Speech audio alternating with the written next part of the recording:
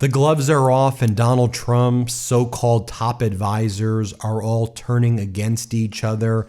The former advisors who have been pushed out of the regime are talking about how current envoys and advisors are basically destroying America's credibility. I mean, you've got Keith Kellogg, one of the former top military leaders. He had a top position during Donald Trump's first regime, and now he was supposed to be the envoy to Ukraine and Russia, but Putin told Donald, I don't want him as the envoy in Russia. I just want Witkoff because I could manipulate Witkoff, and Witkoff's a Putin bootlicker. And so you had Kellogg just become the envoy to Ukraine. Basically, he's out there saying, look, Witkoff and Kushner are horrible. They don't know what the hell they're doing.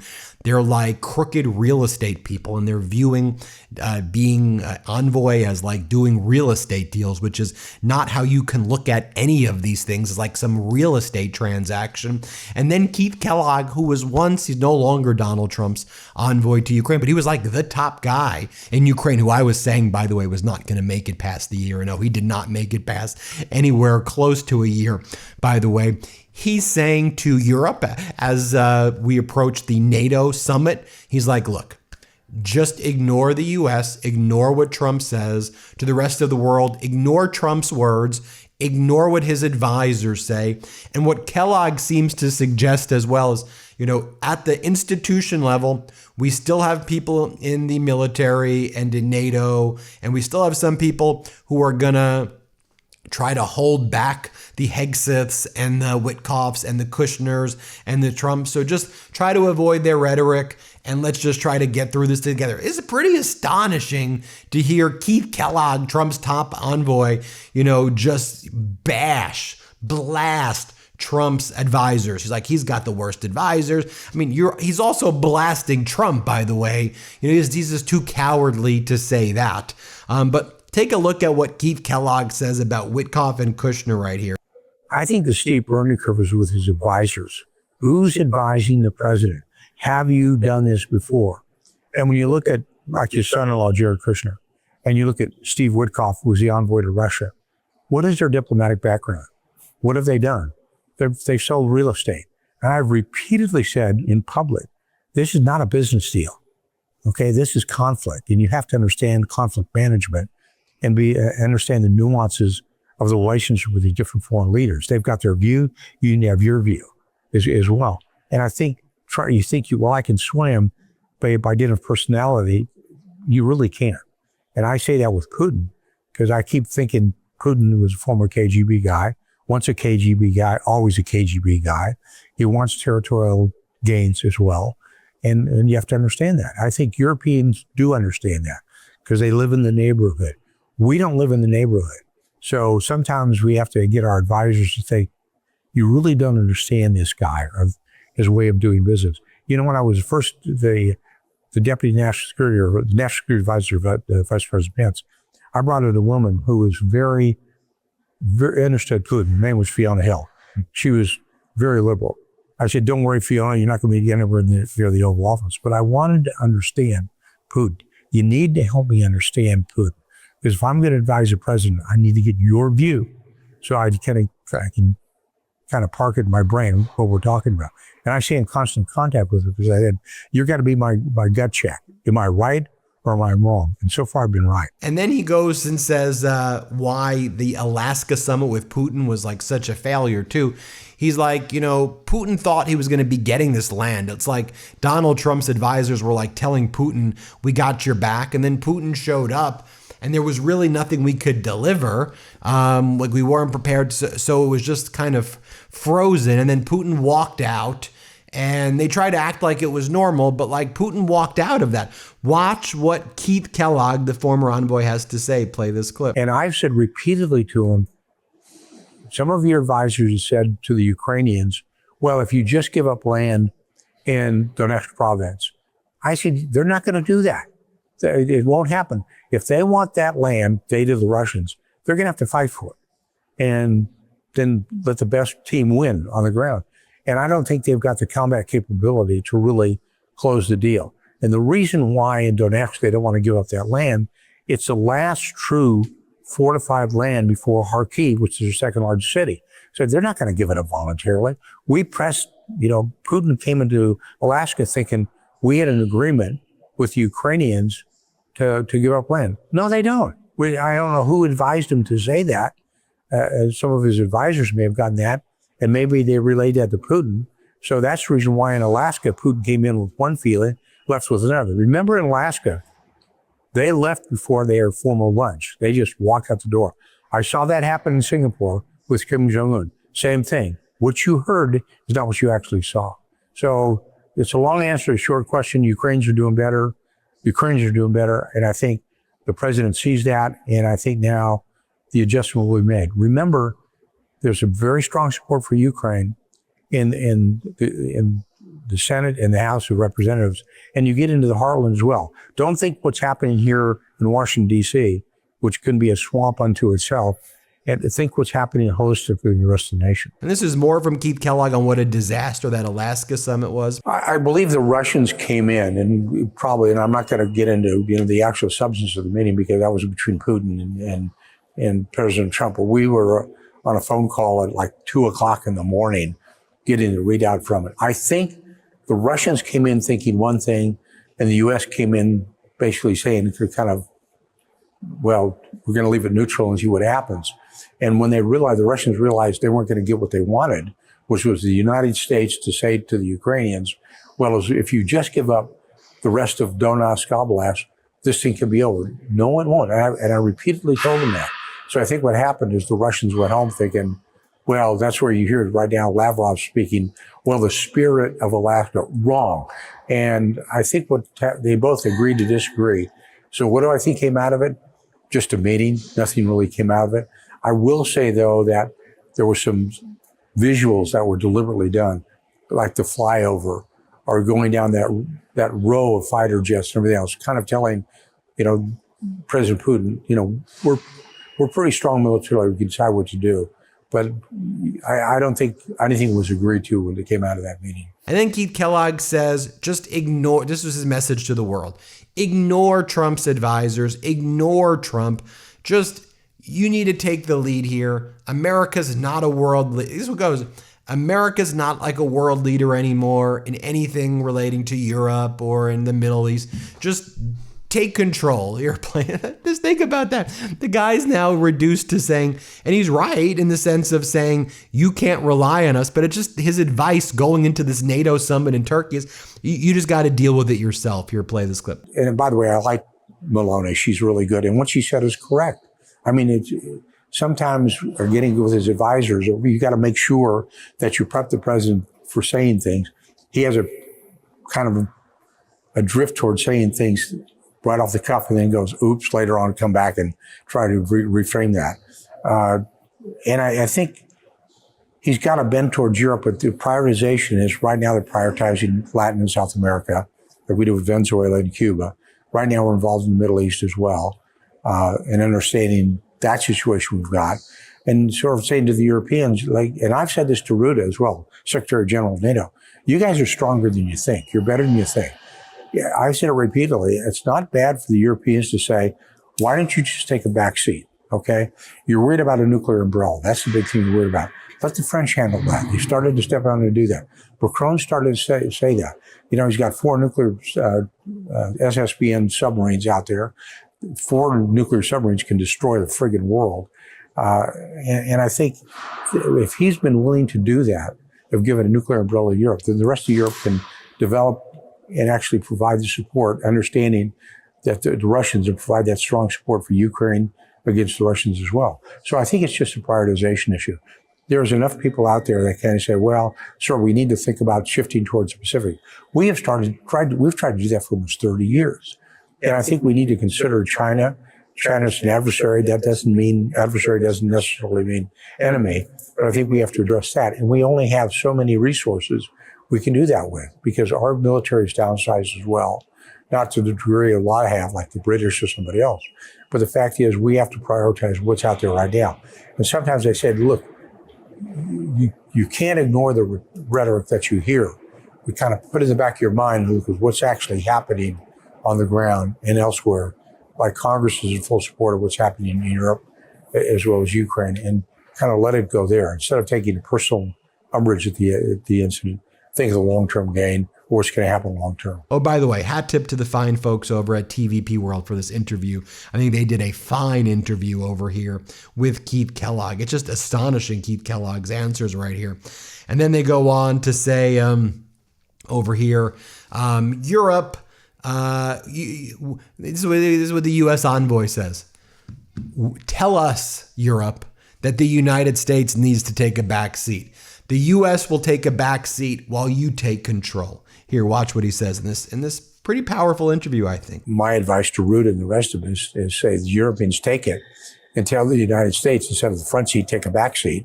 And we've got this one in our backyard. This is in our interest. And I understand what you're saying, but we've got the lead. You don't have the lead. Thank you very much. That in itself is very telling, because you do have the capacity and you do have the capability to do it. What Ukraine relies on the United States primarily for is our overhead and our technology to see in the battlefield. And the weapons are pretty darn good. We proved that in Iran as well. We were able to punch through their air defense. They've got certain technology that we can beat. We know we can beat it. So the buying the American gear is because you're buying first-class gear. That doesn't mean the Europeans don't have first-class stuff. You look at the Swedish fighters coming in, the Griffin, that's a first-class fighter. But only certain nations have a Generation 5 stealth fighters. The Americans do, the Chinese do, the Russians do as well. So that technology is going to come to you eventually. And I keep pressing the Europeans. Why don't you have co-production? Keep pressing that issue. And I think if I was giving a template to the Europeans, just tell the president, we've got this. This is in our backyard. Thank you very much. Cuba's in your backyard. We're not going to interfere. Ukraine's in our backyard. This is our business. And I think that would be a very scene-setting discussion to have with the president, to say, America's going to be there, but we're taking primacy for this, not you. As he was saying this, you have Russia's Ministry of Foreign Affairs, Sergei Lavrov, put out the following statement as well. Before the Alaska summit, Steve Witkoff brought proposals from Donald Trump to Moscow. They were discussed in Alaska and accepted by the Russian side. Now, Rubio and now Kellogg and now others say there were no agreements. That's not particularly elegant. Now, it should be noted, according to the book Regime Change by Maggie Haberman and Jonathan Swine, Steve Witkoff sought to build a personal rapport with Vladimir Putin while trying to negotiate an end to the war in Ukraine. During a meeting at the Kremlin, Putin was doodling on a piece of stationery and wrote 3+2, which reportedly referred to a territorial framework they had discussed as part of a possible peace deal. Witkoff asked Putin to sign the paper and let him keep it so he could keep the personal handwriting of Putin and frame it on his office. Putin signed it, and Witkoff later had the note framed. Seriously? And then you can see when Witkoff was at the in Switzerland, and he was wearing a $100,000 Rolex right there with deer in headlights. But ultimately, to me, what Witkoff was doing was he was there to preserve his business deals, and him and Kushner. You had J.D. Vance, and I'm not trying to give J.D. Vance any credit at all, but J.D. Vance was there like typing away, trying to come up with, after the 14-point memorandum of understanding, a joint statement out of Switzerland, which talked about Iran being part of the deconfliction cell. Remember that it would be Iran, Qatar, Pakistan as part of a deconfliction cell in Lebanon. And then Rubio ran and created the deconfliction cell with Israel and Lebanon, and then gave additional pilot zones to Israel in Lebanon, in addition to security zones, and tried to undermine the MOU. Right? It's total madness taking place right there. But you had Witkoff over there, like flossing his $105,000 Rolex. I mean, he was like a crooked real estate dude who bragged about going into Harlem with guns to collect rent. That's why Trump likes Witkoff, and that's the guy who's out there, speaking with Putin and being in these, conversations. Like, you have Witkoff and Kushner who were there in Switzerland. You have Michael frickin' Boulos Tiffany Trump's husband was at a major meeting with MBZ, the president of the United Arab Emirates, who runs Abu Dhabi. What in the world is going on, folks? I'll just tell you what Professor John Mearsheimer had to say about Iran, how they view Witkoff and Kushner. They view him as Netanyahu's puppets. And Mearsheimer's right. This is how Iran and others view Witkoff and Kushner. They're clowns. Because in the end, we're going to lose. The lobby and Israel itself are going to be outraged by any compromises that we make. And whoever actually makes those compromises is going to pay a significant political price. From the Iranian perspective, surely they know that they're negotiating with Netanyahu's puppets. Oh, absolutely. They've made that clear. That's why they want Vance to come to the negotiations. They know that Kushner is basically an Israeli cutout, and that Witkoff, not only is Witkoff a Zionist, but he's demonstrated quite clearly, both in his negotiations with the Iranians and the Russians, that he's massively incompetent. So they don't want to deal with those two. They want to deal with Vance. And they did deal with Vance. But Donald Trump says that Witkoff and Kushner, they're like his Henry Kissingers, he says. As well as special envoy, I call him Henry Kissinger, who doesn't leak. Because Henry is a big leaker. Richard Nixon would beat him. Henry, somebody's leaking on us. There's somebody leaking. Henry would say, we'll get to the bottom. It was Henry that was leaking. That wasn't good. So we have Henry Kissinger, better than Henry Kissinger, and he doesn't leak. Special envoy Steve Witkoff. Thank you, Steve. Doing a great job. And he and Jared Kushner, they're like a team, and boy, I tell you, they're a good team. High IQ. It's a high IQ team. You want to find your high IQ people. And then, of course, Witkoff constantly talks about how much he and Putin get along, and that he speaks with Yushakov on his own. Here, play this clip. Well, I can tell you that yesterday on the call with the president, the Russians said that they have not been sharing. That's what they said. Mm-hmm. So, you know, we can take them at their word, but they did say that. And then here's what Witkoff on Putin says. Putin never told me anything that I thought was dishonest. So hopefully you'll be hearing some good news in the coming weeks. Well, a lot of this does boil down to Vladimir Putin, and I know you've dealt directly with him. So first of all, what is that like? And how do you, with this position, go into dealing with some of these adversarial people? He's never been anything other than straight with me. And I say that and I get attacked. But that's an accurate statement. He's told me that this is what his red lines are. You know, Lara, I got attacked for going to meet him 8 times. How would you make a deal with someone on the other side unless you knew where the other person was coming from? I needed to understand what his motivations were, his goals, and so forth. And I actually think that a lot of those meetings now are becoming very relevant. We understand where they are. And then finally, I talked a little bit about this yesterday, but the former chairman of the Joint Chiefs, C.Q. Brown Jr., speaking out in a foreign affairs op-ed, calling out Donald Trump for politicizing the military, comparing Donald Trump to King George III. And just as the United States was founded and rose up against monarchs like King George III, how Donald Trump is harming the military by politicizing it and getting rid of the quality generals and admirals, the 4 stars, you know, who are actually helping out and moving in less qualified or unqualified people. You know, and that's kind of what Hegseth is doing. George Washington himself worried about this abuse of power and went to great pains to avoid it in his own career. Throughout the Revolutionary War, he went on, and it goes on to say, he knew the Republic would suffer in the long run if the military were to become an instrument of the commander's will rather than of the people's political leaders. When presidents use the armed forces for more politically contentious missions, such as addressing domestic crimes in cities, the work of military becomes more fraught. Resorting to a military solution rather than fixing the underlying incapacity or dysfunction in civilian institution diverts the military from focusing on its primary combat mission. And as George Washington knew, it is not the military's job to save the republic from political impasse Indeed, if you ask too much of the military, you risk the entire enterprise. You risk the entire enterprise. There you have it, folks. Let me know what you think. Hit subscribe.